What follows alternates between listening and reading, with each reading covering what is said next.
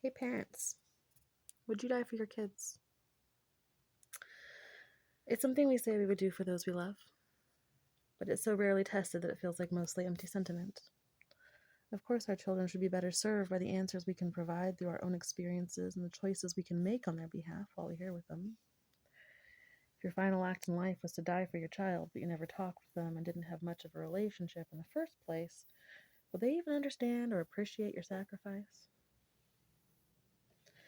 Or would they wonder why you bothered when their whole life they thought that you disliked them and thought that they were an inconvenience?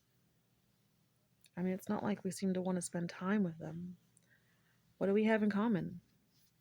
You won't know unless you get to know them all over again. The sad truth is, most parents don't really know their kids anymore. How much can you have in common with a stranger? In fact, as it turns out, the CDC released some stats a couple of years ago that seem to have gone largely unnoticed. Shortly after, sure, we were all a bit distracted by the arrival of COVID, the paparazzi-fueled lives of the celebrities we follow, the daily grind to make ends meet, which is a tough one to be sure. Kids don't get it yet. The daily monotony to just break even so you can afford the stuff that's supposed to make you happy. But with no perceptible finish line in sight, and no one product that ever actually makes a lasting difference. The purpose of our lives can't be to accumulate more stuff to fill the void that the lack of solid relationships has created. But if stuff can't make us happy, why are we working so hard for more of it? I digress. Anyway, back in 2019, the CDC released some harsh statistics. Over the course of just that 1 year, 1 in 7 kids in America experienced abuse or neglect, mostly by family, and that was expected to be an underestimate. Obviously, this isn't a linear number. It's not like I can just look at a group of kids and say 1, 2, 3, 4, 5, 6, 7. There are a lot of factors that play into it, but please look at this from the bigger picture. Just because your child may not be affected directly doesn't mean that they aren't affected. Everyone in America is. And we have been for several generations now. It's just getting much worse, and it can't be hidden anymore. Look at our crime stats. The repercussions and ramifications of what happens when that many kids grow up and have to deal with their trauma is terrifying, and there simply isn't a way for our current system to support them. Will America fall because we have neglected our children and took a not my child, not my problem stance at the rest of the kids in our nation? You can't just pick a particular generation and blame them either. Freddie, you're lying on my keyboard. This is a multi-generational problem, and it's a multi-generational issue that will take all of us to change. But the longer we wait, the bigger the consequences for our own children. We don't have time for the blame game. We're here now, and our past is just our backstory. What we do going forward is what matters. So I ask again, would you die for your kids? Bigger question. Would you live for them? Families aren't just blood and paperwork. The ties that bind us lie in the relationships, and we're losing our ability to communicate with each other. In turn, this is damaging our ability to deepen our relationships within our own families, as well as in society at large. Now, of course, this new generation of kids are still communicating with each other in new and different ways. But we're leaving each other out. It's more than just a generation gap. The internet has allowed for a transition in how we communicate as a species, and it's on us as parents to try to bridge that communication gap, or at least take the first step. Many of us parents are dealing with our own traumas and realizing how broken we are right at the time that kids seem to require the most attention and time, and we just can't. We're barely holding it together, and we just don't have the emotional bandwidth to catch up to where they're coming from, enough to understand what they're trying to talk to us about. So we fail to communicate. We reject the distraction and annoying behavior that just seems like one thing too many. When you're holding on with your fingernails, it doesn't take much of a push before we act out and vent on our own children. It's funny. It's at the most crucial of times when we have the hardest time understanding each other.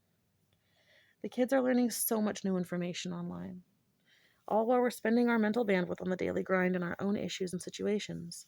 Our kids try to reach out, but while they want to talk about the things that they're learning about, it seems like we're at least 8 comprehension steps behind and missing all the context that allows us to communicate effectively. We need to actually get to know our kids and their interests all over again. We get so stuck on teaching and correcting them as they grow that when the roles reverse and they learn new things and want to teach us what they learn, we seem to reject them out of hand. But the teenage years are when we have to get to know them all over again because they are brand new humans, establishing their own beliefs and understandings about this world. Strangers all over again. So how can we fix this? I might have some notes. Did you know that you've had free professional help at your fingertips for decades, but probably didn't even know? ChildHelp was established in the 1960s and is the oldest and largest nonprofit focusing on abused and neglected kids in the U.S. They've run the National Child Abuse Hotline for over 20 years now. It's the only hotline in the world manned 24 hours a day by folks with master's degrees or higher. It's available in the U.S., Canada, Mexico, and surrounding territories, 9 countries in total. Via text and chat, it's available in 192 languages so far. In almost 2/3 of this country, the National Child Abuse Hotline is the primary way in which abuse and neglect are reported to the authorities in an official capacity, and yet most people I talk to have no idea that it exists. After decades of legal reform, the involvement of most of our presidents and first ladies, from Reagan on, despite advertising and the advocacy of celebrities, ChildHelp has failed to become a household name. Why? Bad marketing? Failure to reach their intended audience? Or because we are systematically programmed to treat everything as though it's fine, including our children, even when they're not? I propose a change. I have a vision, but I want to see how you all implement it, so I'm going to do this in stages. The first part goes out to all us tech nerds. Don't hate. I know I'm pretty. But I've done my years as a network engineer, and so I'm pretty sure I get to say that. I want to see the good old AV clubs, which I was also in back in the day, get access to the recordings from their schools. What is this? Your eyeballs are so good. It's goofball. I know there's some privacy and access issues, but again, think of the bigger picture. Imagine reintroducing a classroom back to the parents. Take the recordings of a class, separate it by class periods. If y'all don't stay put, then fast forward till, separate by class periods if you guys all don't stay in the same class. Like, obviously, you don't want all of the kids at once. Just separate it, break it down by class period. Fast forward it till it's a smooth flow. Compress a year down to just a couple of minutes. That should make for an interesting parent-teacher meeting. Show the parents a speed review of their kids over the course of the term. Stop showing work and show their expressions. We are more than our grades and scores. When are we most alive? Think of it from this perspective. What do you want to show your parents? Who do you look at the most? What is your general expression? Who do you talk with, and what is your body language in school? What might we see if we change our view? I don't just want to see this from class and bus footage. I also want to see an app that links to our social media feeds and does the same to all the videos we've uploaded over the years. Our lives and fast forward. See how fast we change?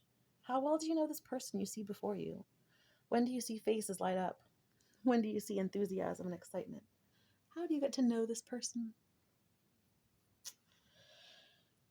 Do you want to even, or do you even want to, I should say? Part 2 goes to the quiet ones. Spoken poetry, rap, whatever cadence and flow hits your speed. I want to see recordings from the kids, speaking to the world and their parents about what they're observing, their fears for their own futures, the patterns they are watching us follow, the praise and censure for our successes and failures. Call us out. In clear speech we can follow and make it beautiful and pure, so that the world can learn from our mistakes before we spread America's failure to love our children properly to the rest of the world. FYI, I intend to start a national movement. And since I'm totally hippie at heart, it's going to involve tie-dye. I intend to make tie-dye synonymous with ChildHelp until it truly is a household name. And what better avenue to express ourselves than making something unique in this world? Oh wait, we're parents. We already did. I'll get into more of the ideas I'd like to see people implement in some later videos, so please look forward to them. Hit that subscribe button and share this video if you want to let people know you care, or not. That's on you.